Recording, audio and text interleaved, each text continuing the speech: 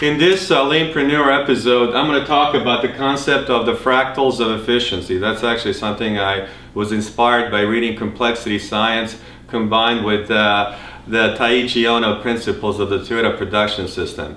And in Complexity Science, there's this concept, geometric concept called fractals. And basically what he talks about is that if you're in an airplane, as an example, and you're flying down and you're looking at the outline of a beach, you're going to see the same kind of edges and curves as whether you're up high or whether you're coming down and seeing it much closer. So basically it gives you that self-similarity at any level of viewing whatever that is, the geometric shape. Now you can use that same principle when it comes to efficiency. And one of the things that a lot of people talk about, well, efficiency, I'm going to be more efficient, be able to do a lot more things in a shorter amount of time. But in reality, efficiency also is about reducing, it's reducing cost.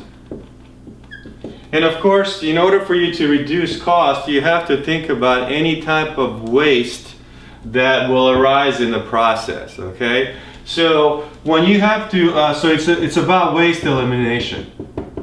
And the principle of the Toyota production system obviously addresses those things.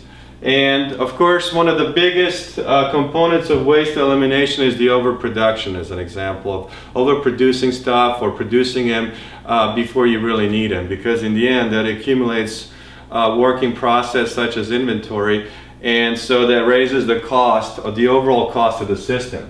So when you look at the fractals of efficiency, you can look at it this way. If you have, let's say, process 1, process 2, and process 3, and you could look at it and you could try to optimize these 3 process points. And of course you should. But what Taiichi Ohno talks about is that you got to look at it from a different perspective. You have to look at it at the process level, at a line level, as well as the plant level. So you could see this and say, I maximize each process point, and maybe I did it through a continuous one-piece flow and leveling, and so I'm using these different Toyota production principles, but that's not the point. The point is that if I have step 1, step 2, and step 3 as one part of the localized process, now I can also look at it from this perspective.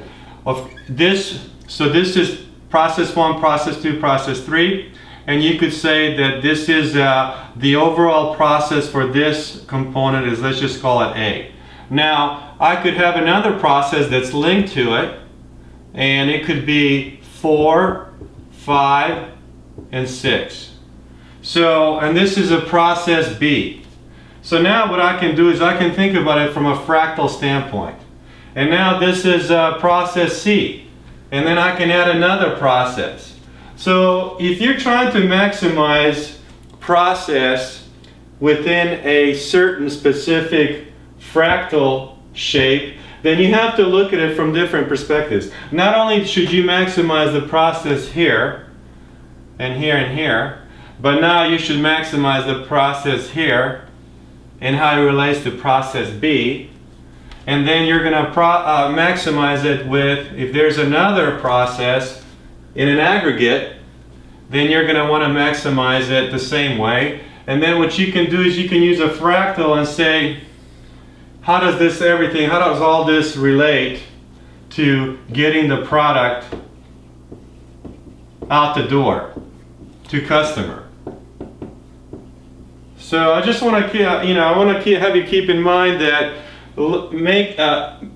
I just want you to think about it from this perspective. Maximizing the efficiency at this point, it may be good, but if you don't look at it from an overall perspective of the fractals of efficiency, you could be extremely efficient here, but then miss out on the bigger picture and not be efficient here or here. So keep in mind that the local optimum may not be advantageous to the overall system of being efficient. So, and this is one of the things I've seen, and I've also made these mistakes before in my business life, is where I try to optimize a certain part of the process, but when you look at the entire perspective from a different viewpoint, from a much higher viewpoint, then you're really not optimizing the entire output. And sometimes these processes, maybe process 5 is less efficient than you want it to be, but as an aggregate, it ends up being more efficient. So that's the concept of fractals. And fractals obviously is it could be applied to the efficiency component. And so from that perspective, you can look at it in terms of circles. You know, here's 1 circle, 2 circle, 3, 4. So it's like you're optimizing each part of the process, but then you're also trying to optimize this part, and then you're reaching out. So you have to keep thinking about it from a micro level to the macro.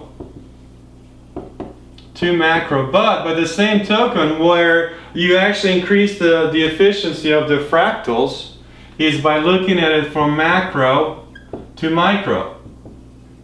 So all I'm asking you to do, which is I ask myself the same thing every day, is to look at efficiency in terms of fractals from inwards and then from the outside. If you do it from both perspectives, then you're going to become much more efficient. Until next time.